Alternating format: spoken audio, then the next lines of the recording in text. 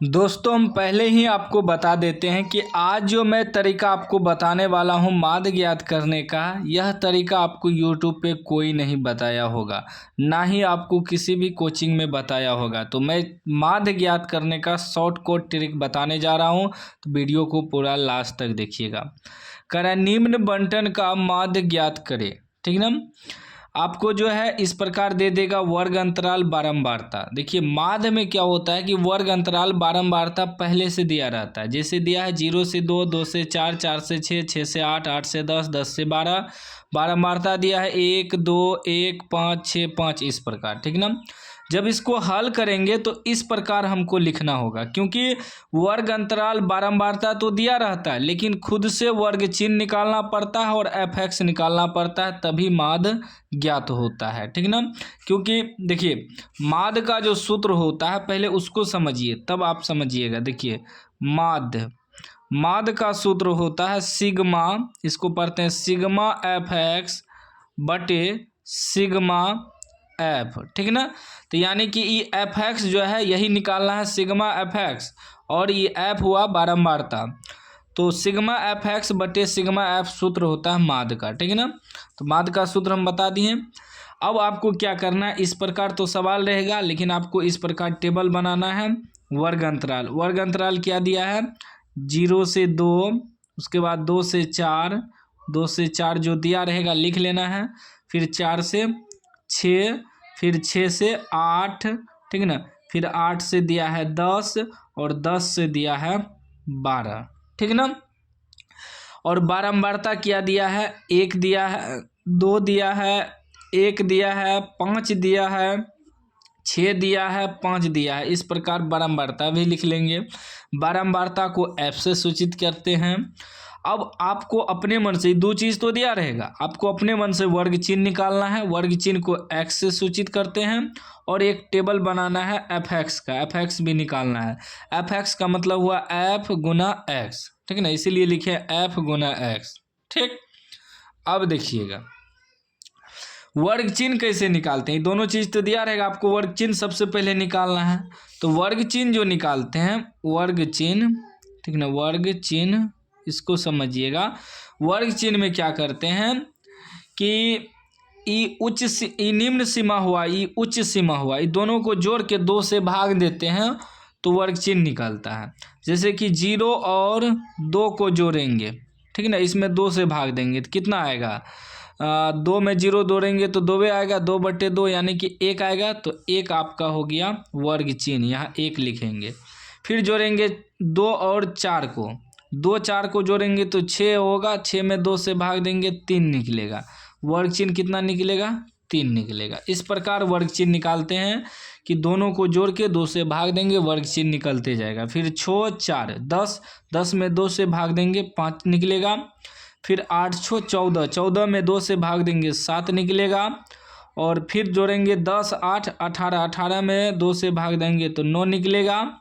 फिर 10 और 12 जोड़ेंगे तो 22 होगा, 2 से भाग देंगे तो 11 निकलेगा। इस प्रकार आपको वर्ग चिन्ह निकालना है, ठीक है ना। या ऐसे भी आप वर्ग चिन्ह निकाल सकते हैं। पहले इसका एगो निकाल लेंगे, 2 में 0 जोड़ के 2 से भाग देंगे तो 1 आएगा।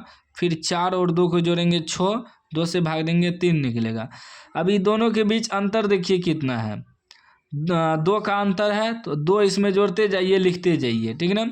जैसे 3 3 में फिर 2 जोड़ेंगे 5, 5 में 2 जोड़ेंगे 7, 7 में 2 जोड़ेंगे 9, 9 में 2 जोड़ेंगे 11। तो इस प्रकार भी आप निकाल सकते हैं, या आप जोड़ के भी निकाल सकते हैं, जैसा मन करे वैसा निकाल सकते हैं। अब निकालना है आपको fx, f गुना x निकालना है। देखिए f गुना x लिखा हुआ है fx, या fx लिखिए या f गुना x लिखिए, ठीक है ना। तो f को x से गुना करेंगे तो 1 गुना 1 करेंगे तो 1 के आएगा। फिर 2 गुना 3 करेंगे 2 तिया 6 आएगा। फिर 1 गुना 5 करेंगे 5 एका 5 आएगा। फिर 5 गुना 7 करेंगे 7 पचे 35 आएगा। फिर 6 गुना 9 करेंगे 9 छाके 54 आएगा। फिर 5 गुना 11 करेंगे 11 पचे 55 आएगा, ठीक है ना, 11 पचे 55। अब क्या करेंगे, योग निकालेंगे। योग बारंबारता का निकालना है और fx का योग निकालना है। बारंबारता का योग, इसको जोड़ेंगे, योग यानी कि इसी को सिग्मा कहते हैं।